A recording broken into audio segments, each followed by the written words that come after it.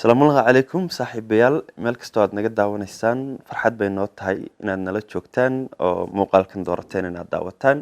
magacaygu waa Axmed Cabsiye waxaa ila jooga saaxiibkay مع جامعة كورنتو oo ah tababaro saxaafadeed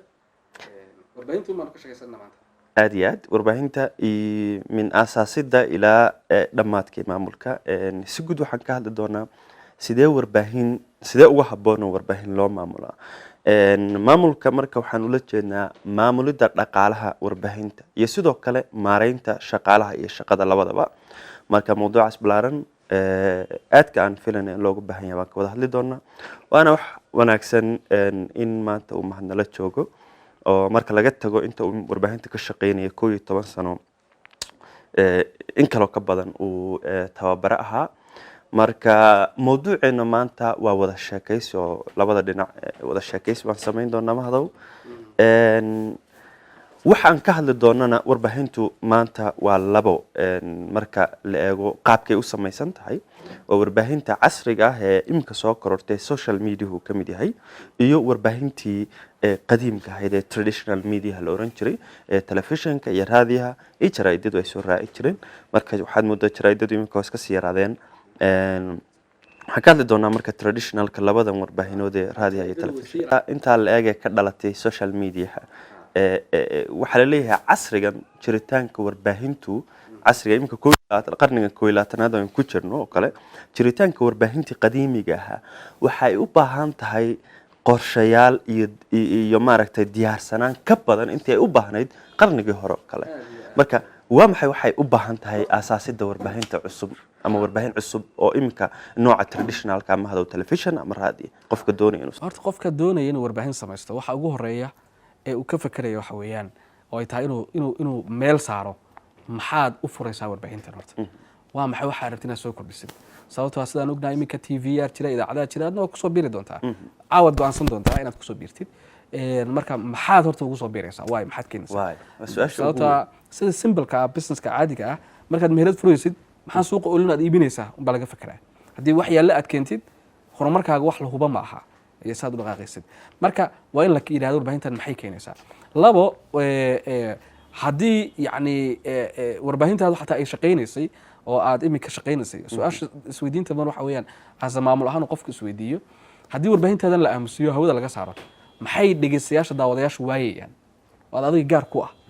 booska ugu jirtay waxaa laga yaabaa markaas oo kale inay kusoo dhacdo dadka warbaahinta ka shaqeeya dadka maamula iyo kuwa daawadaba waxaan u jirnaa inaan dadka war siino warka laftigiisa dadka in warka iyo xog la siiyo sabab maxaa loo siinayaa waa maxay hadafka laga leeyahay in dadka wax loo sheego waa in uu jiraa yani dadka aragtidoodii afkaartooda in la bedelayo yani la horumarinayo oo dhanka horumarka loo jihaynayo oo yani lagu hagayo horumarkii haddaanay jirin qorshe aragti ahaan oo ka dambeeya warbaahintan haddaanu jirin oo aan la doonayn xitaa warka marka la sheegayo sababta warka loo sheegaya haddaysan caddayn iyo waxa la doonaya dadka in loo sheego ma jirto baahi loo qaba in war la sheego cid walbana iminka warkii wuu ka baxay xilligii monopoliga uu noqon lahaayo uu ahaayo qof walba warka wuu sheegayaa citizen journalist baa jira facebookii baa lagu qorayaa twitterkii baa lagu qorayaa youtube taas waanu qaybta dhexe aad uga hadli doonaa sida warbaahinta u saameynayaan social media iyo xitaa dadka qaatay telefoonnadoodii casriga ah citizen journalist marka markaynu dhahno waa hagaag hadaf waa inay jirtaa iyo sabab loo aasaasayo warbaahintaas haddaysan jirin hadaf iyo sabab ma soconayso laba waxa ku xiga waxa weeyaan waa inuu programming uu jiro waa maxay aad iyo aad aan kaaga hormaray labadan ee shaqo ee ah programmingka iyo staffingku waa labada shaqo ee ugu muhiimsan warbaahinta laakiin kala horeeya haddii lagu fashilmo kala horeysiintoodan aysan shaqadu socon karin maxay kala yihiin marka horta objectiveka ama hadafka warbaahintu waa asaasan tahay waxaa lagu gaaraa oo lagu fuliyaa programming barnaamijyadii iyo waxa baahaya in la qoro iyadaa ka horeysa wax walba marka warbaahintu si u cadaato waxa ay warbaahintani u jirto waa in la sameeyaa waxa la doonaya in la baahiyo oo qoran inta programme la doonaya in la baahiyo sababta barnaamijka loo baahinayo hadafka laga leeyahay barnaamijkaas kulli iyagoo qoran oo diyaarsan marka kuwa la qoro ayaa la raadinayaa waa ay cidda buuxin karta booskan waa ay cidda sheegi karta program caynkaas ah tusaale ahaan oo kale waxaa laga yaabaa warbaahinta inay jadwalka ku darsato waxaan doonaynaa inaan sheegno program waxbarashada ku saabsan inuu ka mid noqdo jadwalkeena barnaamijka waxbarashada waa maxay hadafka warbaahintu ay ka leedahay xaruntu maxay ka doonaysaa maxay rabtaa inuu bedelo barnaamijkaas oo ay uu soo kordhinaya marka ay hesho waxa uu soo kordhinayo tusaalahaan kale waxay noqon kartaa waxaan doonaynaa war in aan ka jeedino dadka inay waxbarashadan theoreticals ka noqotay hadalka noqotay in laga jeediyo oo la raadiyo aqoon xirfad ku xiran inuu hadafkeeda noqdo marka warbaahintana waxay promote garaynaysaa xirfadii in la barto ayuu barnaamijkani yani dhiirigelinaya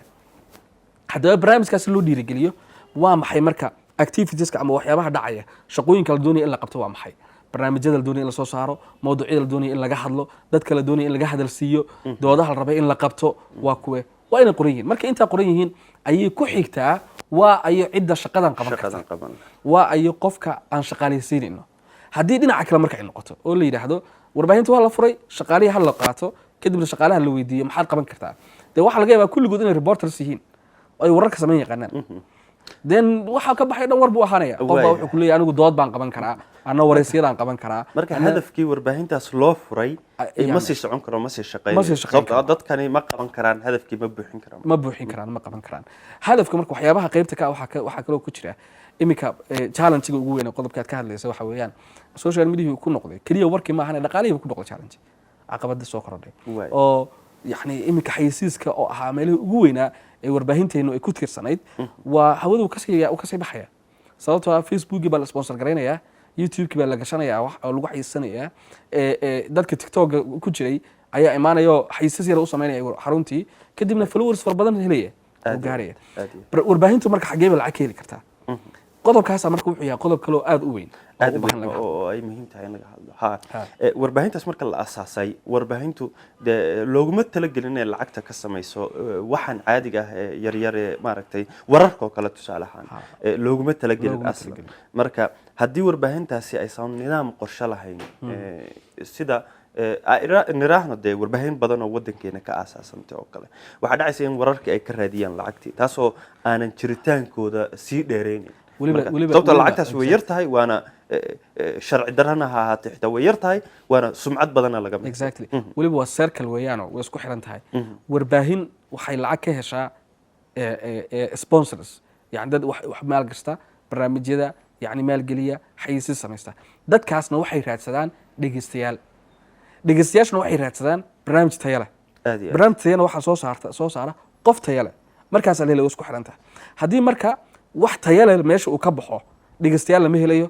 qofka shaqaynayo fiicnaan lama helayo lacagtii way yaraanaysaa warbaahinta saasoo ku xirmaysaa marka waa in dhinaca kale loo shaqeeyo oo yani la raadiyo wax tayo leh marka maxaa tayada dhaawaca tayada waxaa dhaawaca lacagta wararkan qabaxda lagu soo qaadanayo iyo shuruurka lagu qaadanayo qofka intuu hadlo lacagta laga soo qaadanayo la baahinayo dee dhegeystayaashii waxbay yaqaanaan dad aqoonna weeyaan way garanayaan runtii beenta way kala garanayaan warbaahintaadi dhaawac bay ku noqonaysaa lacagta way ka yaraynaysaa halkaas marka waa inay warbaahintu noqoto warbaahin aan raadin waxyaabahan yararkee 20-30 $100 yaree laga qaadanayo qofkan hadlaya laga qaadanayo ee hadalka la iibsanayo laakiin mid ka weyn oo ah programmadii u dhigsanaa in loo sameeyo maalgelin aad marka waxa weeyaan waxaad leedahay warbaahintu hadda warbaahinteena maanta jirta halka ay lacagta ka raadiso maaha meesha lacagtu taallay marka xaggee lacagtu taallaa warbaahinta loogu talagalay in lacagta ka samayso lacagtu waxay taallaa wacyigelinta lacagtu waxay taallaa maskaxda in lala hadlo ayay taallaa lacagta barnaamijyada la dhex marayo in dadkii yani la wacyigeliyo wax la tusaale ahaan oo kale dowladda waxaa laga yaabaa in wasaaradda diinta iyo awqaaftu inay hayso lacag ay ugu talagashay wacyigelin oo lagu wacyigelinayo macallimiinta يعني inaysan carruurta garaacin ama say wax u barayaan dugsiyada wax ugu barayaan masaajidda in laga hadlaahay kuma filna waxa warbaahinta u yaala marka inay la timaado qorshihii ay lacagta dawladda uga soo qaadan lahayd ay barnaamijyada iyadu u sameyn lahayd sidoo kale hay-aduhu way sameeyaan hay-aduhu waxay sameeyaan barnaamijyo wacyigelina oo isla warbaahinta ka baxa laakiin warbaahintu markaan waxay iibsadaan erinka keliya oo eer keliya baahinta keliya la iibsadaa in warbaahinta intay samayso oo qorato proposalkii mashruucii ay qorato oo ay dalbato oo lacago 100 kuna yani ay ka hesho halkaas taasaa waxay tahay sida wax lagu heli karo laakiin waxaan yar ka ah macna ma sameynayso taa marka caqabad ba horta Allah lacagta weyn waxay u baahan tahay weelkeeda in loo samaysto. aad iyo aad. Halka intaadan gelin mahadow waxaa jira waxa laga yaabaa dadka na daawanaya inay isweydiiyaan iyadoo la leeyahay wararka lacagaha laga qaataa waa sharci darro xeerka warbaahinta way ka soo jeedaan maxaa loo odhanayaa barnaamijyada waa lacagtooda waa xalaal waa maxay farqiga u dhaxeeya labadan dhinac horta barnaamijyada waxay u yihiin waxa weeyaan kow midda koowaad waa lagu xusi karaa qofka maalgeliyey oo dawal sheegi karaa halka ugu dambaysa lagu qori karaa wasaaradda intii oo qabta fariinta idin soo labo waxa la sheegay wax controversial ma aha wax la isku diidan yahay ma aha waa wax wacyigelin ah oo tusaano kale guddiinka hala joojiyo kale dhuxusha la jaraya hala joojiyo barnaamijyadaas oo kale ma aha barnaamijyo hal dhinac ka raran ma aha laakiin warku wuxuu ku saabsan yahay arrin bulshadoo dhanna dhex u ah siyaasad iyo noloshoodii mustaqbalkoodii ku xiran dhacday ayuu ku saabsan yahay tusaano kale shirarka gaadiidka soo batay ayuu ku saabsan yahay uma baahna cidi inay maalgeliso siyaasi hadlay uma baahna inay cidi maalgeliso waa in wariyuhu sida runta ah uu u raadiyo si uu runta u raadiyo marka wuxuu u baahan yahay madax bannaani ayuu u baahan yahay sidoo kale barnaamijyada marka la maalgelinayo iyagu waxay kaga duwan yihiin dee barnaamijyadan ma aha wax cid laga xaqiijinaya ma ahane waa arrin la ogyahay khabiirka lagu darayo issue taagan weeye oo la arkayo laakiin warku waa halkii dadku ku go'aan gaarayeen aad iyo aad waxaan rajaynayaa inay labadaas kala caddaadeen wararka waa halka ay dadku ku go'aan gaaraan oo maaragtay ay xogaha ka helaan dhabta ah iyagana xaq u leh inay markaa go'aan ka qaataan siday doonaan ka yeelaan laakiin barnaamijyadu inta badan waxayaan meelaha dadka loo mariyo aqoonta iyo maaragtay wacyigelinta iyo intaas oo dhanba marka waa caadi hay-adaha ku shaqada leh hawsha laga hadlayo in lala kaashado barnaamijyada waayo aan galna marka arrinka muhiimka ah ee barnaamijyada marka laga hadlayo ah laakiin halka inta ka bixin Axmedow taa lafteedu hay'adda ama wasaaradda ama cidda maalgelinaysa barnaamijka waa inay kala cadaato warbaahinta u kala cadaato inaanay arrintan xiriirkan ka dhaxeeya uusan saameynayn go'aan gaaridda tifaftirka wararka oo aysan wararka isu gudbayn oo laba xayndaab u kala jiro barnaamij baad samaysaa yani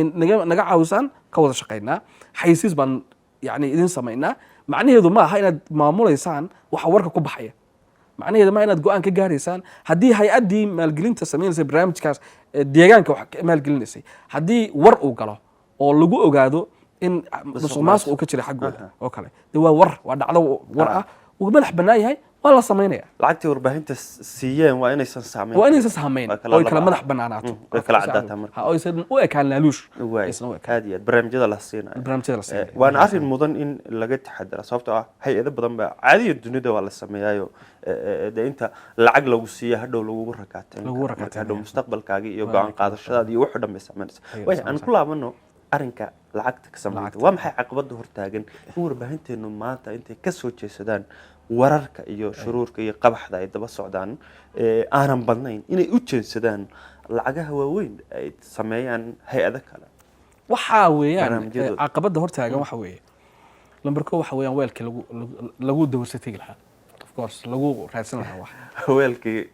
lagu dawarsan lahaa wuu yar yahay marka mise wuu yar yahay warbaahinta badankeedu wuu yar yahay wuxuu u yar yahay waxa weeyaan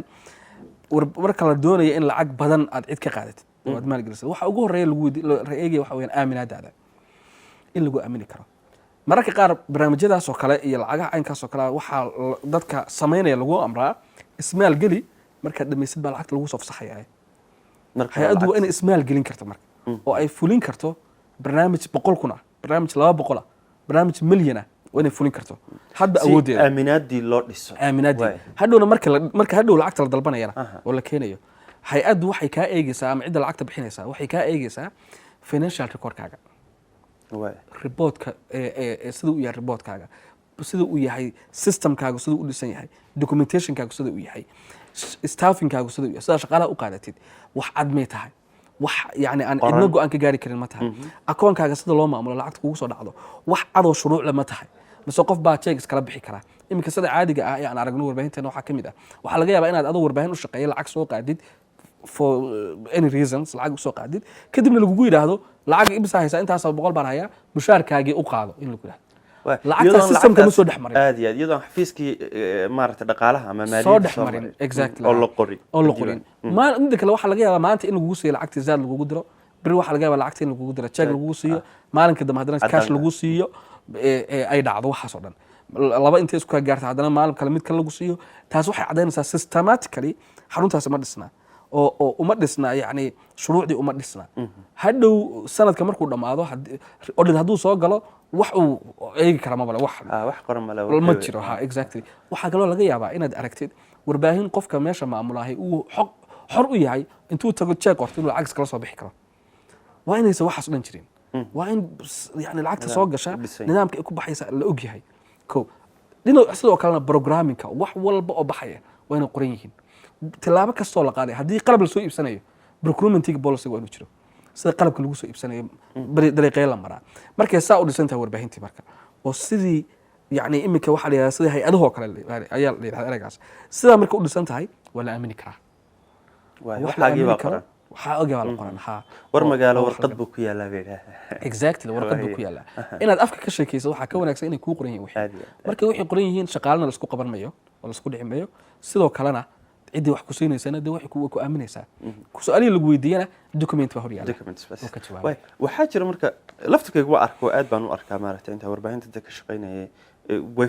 aad bay u fududahay in yani la yaraysto oo wax weyn laga soo qaadin lacag meel laga soo qaadi lahaa intaan xafiiska la marin in qof la siiyaa ama meel kale lagu dabaro marka hadhow waxaa dhici doontaba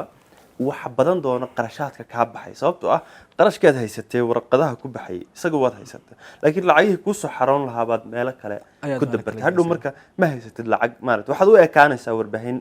ku jirta khasaare ku jirta arrinka kale saameynta le iyaduna waxa weeyaan markay timaado systemka dhisnaanta systemka shaqada waxa weeyaan inaan loo madax banaanayn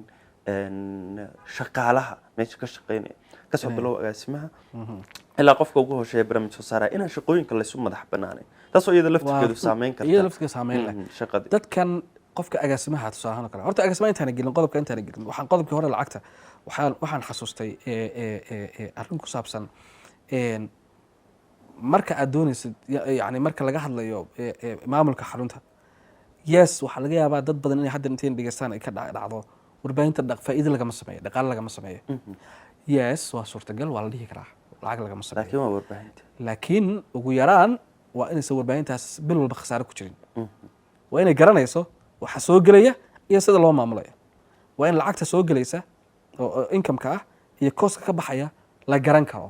oo ugu yaraan lagu wadi karo shaqadii laakiin haddii aan la yidhaahdo warbaahinta lacag looma sameyno wax soo gelayana ma jiraan dee waxay ku hadasho ma jirayaan air baa jiro satellite lacag baa laga qaadaya gurigii baa kiraysan layr baa shaqo soconaya qalab baa la isticmaalaya korontaa la isticmaalaya dad baa ka shaqaalaya mushaar qaadanaya cuntaa la cunaya biyaa soconaya whatever waxaasoo costiyaa socda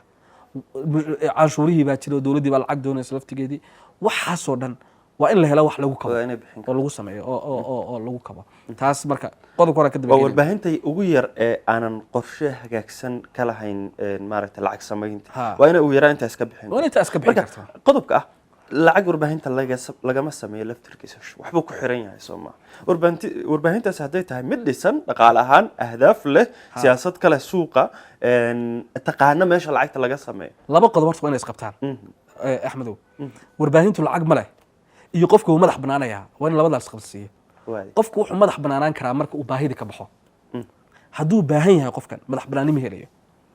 waa in warbaahintii ay isku filnaato oo ay shaqaalaheedii mushaar siin karto taasi waa khasab midaas si ay taa u hesho waa inay lacag samayso marka lacag soo saarto haddii laakiin aanay lacag soo saarin oo aanay lacag haysan dee wariyaashii dadka dawarsanayaan warbaahintan wax lagu wadaya ma jiraan marka waa in la helo lacag lagu maamulo meeshii lagaga maarmo faragelinta ganacsadaha faragelinta siyaasiga faragelinta qofka lacagta haysta lagaga maarmo oo aan loo arag qofkan qof aan laga hadli karin warkiisa la taaban karin waa in taas ay timaado si taa ay u timaado marka waxaa khasab ah inay isku filnaato horta waa in lacag la sameeyo marka waa khasab dhinaca marka laga hadlayo marka lacagta warka laga sameeyo waa xaaraan iyadoo halkaas ay taagantay sax maaha iyada aaminaadii baa la iibsanaya laakiin programmingka eerka in la iibiyo in barnaamijyada la iibiyo yani la maalgeliyo laga wada shaqeeyo in filma la sameeyo in production la sameeyo wax soo saar la sameeyo wacyigelin la sameeyo waxaasoo dhan warbaahinta u xor waa la samayn karaa waa waxay wax ku samayn kartay laakiin waa in dhinaca la aado qodobka marka imika aad ka dhawaajisay ahaa dadkan practitionerska ah ama farsamayaqaanada ah ee ka shaqaynaya from agaasime ilaa iyo soo saare sida yani loo maamulayo haddaad aragtid warbaahin dadka gudaha ka shaqaynayahay aysan go-aanka yani ay ka cabanayaan wixii aan sheegi lahaa hebel baa iga joojiyey ama hebel baa adeerkiis baa meesha loogu shaqeeyaa lagu caawiyaa ama go-aanka hal meel buu ka yimaadaa systematically warbaahinta ma dhisna waxbaan qornayn waxbaan editorial policy male business plan male ma jirto meel code of conduct uma qorna yani xeerarkii baa ka maqan taasaa keenaysa qof madaxiis inay ahaato laakiin qofka ugu sarreeya laaka ugu hooseeya waa inuu garanayo shaqadiisa waxa ay tahay waxa laga rabo inuu qabto iyo waxyaabaha uusan qaban karin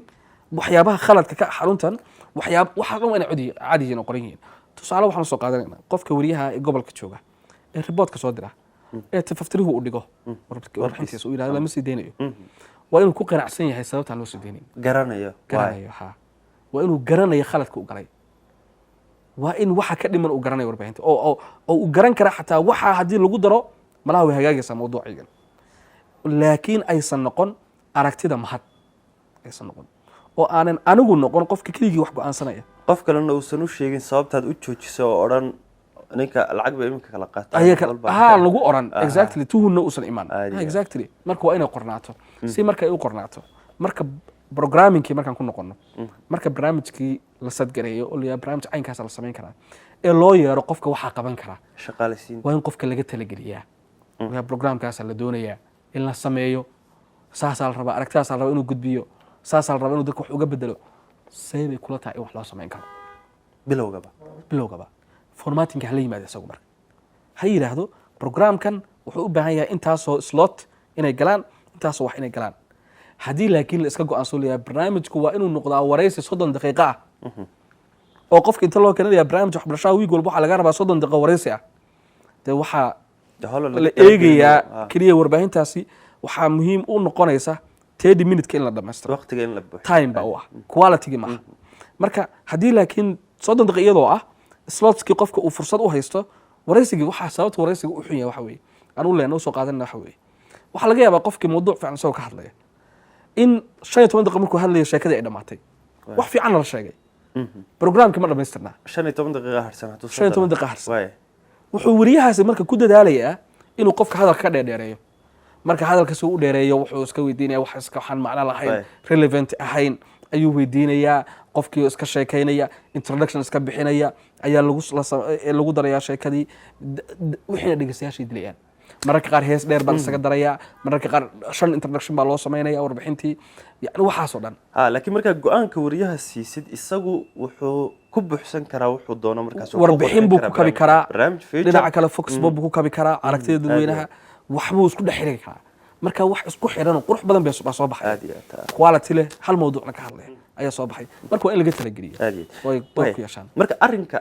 shaqada iyo maaragtay siday u socon lahayd iyo agaasinka awoodahiisa iyo tafaftirka haddaynan warbaahintaasi xeerar lahayn oo aysan shaqadeeda iyo sida loo qabanayo qof kasta mas-uuliyadiisa aysan kala cadayn warbaahintaasi way adag tahay inay sii socoto sii jirto xitaa ay ku qanacsanaadaan dad cusub oo tayo leh inay yimaadaan sababtoo waxay garanayaan waxa warbaahintaas dhaqankeedu siduu inaan waxba la isku tixgelin inaanan maaragtay shaqada lagu kala sarin in maaragtay qofka mulkiiluhu wuxuu doono sameeyo waxyaabaha la eego marka warbaahin la eegayo inay warbaahintani tahay warbaahin wanaagsan oo si fiican u socota waxa kow ka ah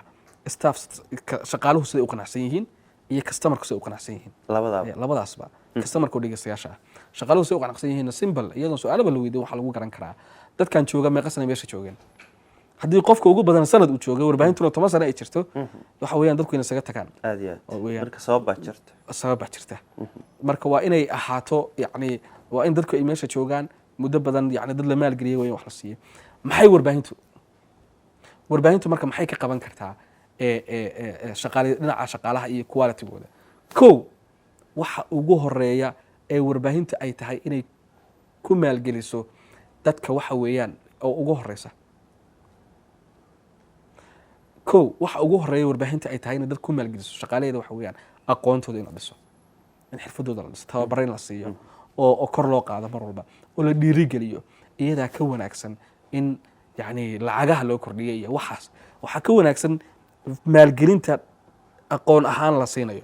kooxda ciyaartooyda ah ee shaqaynaya ee ciyaarta ku jira kubadda ku jira mushaaraadka la kordhinaya waxaa kaga wanaagsan tababaruhu uu siiyo mar walba iyo aqoon kororsiga u yimaada taasaa shaqadii qabaneen uga wanaagsan marka in halkaas warbaahinta ay awood saarto oo ay wariyaashii maalgeliso oo iyadu system ahaan isku dhisto oo ay sidii lacag ku heli lahayd siday barnaamijyadeeda ku hagaajin lahayd siday dhegeystayaasheeda ugu xidhnaan lahayd siday wax uga bedeli lahayd soo u fakarayaan inay waqti badan geliso waa waajib saaran haddaysan intaa gelin marka oo waqtigaagii aysan gelin dee dadkii waa laga hoos qaadanaya waana laga baxaya lamana ignore garayn karo awoodda social media imika u yeeshay lamana joojin karo waa wax soconaya wuuna sii badanaya wuuna sii horumaraya warbaahinta hadday marka taagnaato waa laga tegaya waa la dhaafaya marka waxaa la gaari doona xilli waxaa jiray mar traditional media oo ahaa television iyo radio imika laga baxay sida imika loo yidhahdo jaraa'idda soo bixi jiray jaraa'idda soo bixi jiray marka imika waxaa jirta marka traditional media social media waxaa la socda haddaynu mawduucaas horeen u yara taaban haddaynu dib in yar ugu noqono waxa la yidhaahdo ama kooxda la yidhaahdo citizen journalist yaasha oo ah dadkii caadiga ahaa ee shacabka ahaa oo qaatay kaamirooyinkooda iyo smartphoneski wax ku duubaya kuwaasoo imika saameyn ku yeelanaya wararkii warbaahinta oo weliba aan la joojin karin meel kasta jooga diyaar u ah inay wax duubtaan bare bulsho leh waxay doonaan ku baahinaya xiisana u hayso shaqadii inay qabtaan iminka markuu car accident dhaco ama shil gaari dhaco hore ka duubaya aan wariye la sugay marka kooxdaasi waxay saameynaysaa warbaahinta aan ku laabano waxa la yidhaha hard newska ama wararka adag kooxdaasi aad bay u saameynaysaa warbaahintii caadiga ahaydna waxaad moodaa inay waqti fara badan gelinayaan samayntii wararkaas anigu waxaan imika odhan lahaa oo weliba si furan u odhan karaa ma jiri kara hard news imika la sheegi karo aad iyo aad warbaahin tiraahda hard news waa waqtigii baan ka shaqaynaynaa waa waste of time weeyaan ma lagama shaqayn karo because of hard newska keliya marka live-ka loo fadhiyo wixii soo kordhay in la sheego baarka hoose socodkana lagu qoro labadaasaa ku filan social mediana lagu post gareeyo laakiin warkan inta la duubo biri haddana la leeyahay waa la sheegayaa madaxweynaha isku shaandhayn ku sameeyay golaha wasiirada oo inta saaka la sheego haddana galabta la sheegayo haddana caawa la sheegayo haddana biri la sheegayo ma aha waxaas war ma aha ma soo soconayso waa in analysis kuma haysan dadka markii isku shaandhayn la sameeyo waa in mar walba waxbaa soo kordhaya maxaa keenay xog baa la ogaanayaa waa in xogtaa lagu daro waxaa laga sheekay follow up stories la sameeyo which soft news oo aan ahayn war caadi ah hard news aan ahayn taas un baa lagu shaqayn karaa citizen journalist yaasha wariyaalo lama inkiri karo lamana joojin karo warkan social media lagu qorayo ma lama xakamayn karo kala duwanaada adiga iyo qofkan sawirka iska qaadanaya kala duwanaada adiga iyo qofkan waxaad kala duwanaan kartaan waxa weeyaan inaad adigu xog ogaal tahay si fiican wax u falanqayn kartid shilkan gaari ee dhacay aad sheeko ka duwan sheekadan ah shil baa dhacay laba qof baa ku dhimatay aad ka samayn kartid oo aad keeni kartid xildhibaan hebel baa yacni waxaa sameeyey wax ka duwan inaad keeni kartid oo aan ahayn hadalka meesha lagu yiri hadalku war ma aha aad iyo waa hadal aad marka dadkani waxay haystaan xuquuqdoodii weeyaan waxaan inay warar gudbiyaan waxay doonaan duuban karaan dastuurka ayaa u ogolaanaya marka ma jirto cid wariye ka caban kara ama hay'ad warbaahineed oo joojin karto waxa kaloo leeyahay erey kale loo isticmaalay imka democratization of media ama journalism oo yacni in warbaahintii la dimuqraadiyeeyo awal waagii hore hal koox ayaa maaragtay monopoly ku haysa anigu waa soo gaaray iyadoo wararka markaanu maanta dhacdo intee dhacdo aanu dhigano niraahno jimcaha bilaawar oo jimcahan sii deysanaya waa soo waxlaan shaqaynayay baa imkano shaqadaas maaragtay waxaa lagu kala baxaya haddaanan goobtii joogin 2 daqiiqo markaas ba wax dhaceen exactly marka waxaa sheegtid ma jiraan markaa marka tan way saameynayaan aad iyo aad gabagabadii wada sheekaysiga inaynu soo gaarnay mahado way marka warbaahinta iyo mulkiilayaasha cusub waxaa looga baahan yahay intaysan iyo kuwii jiraba aad iyo aad waxaa looga baahan yahay intaysan hawl bilaabin ama shaqada sii wadin inay iminka ka fakeraan sidee ula jaan qaadaysaa casriga ama qarnigan maaragtay cajaa'ibta la soo kordhay markay noqoto tiknolojiyadda iyo horumarkeeda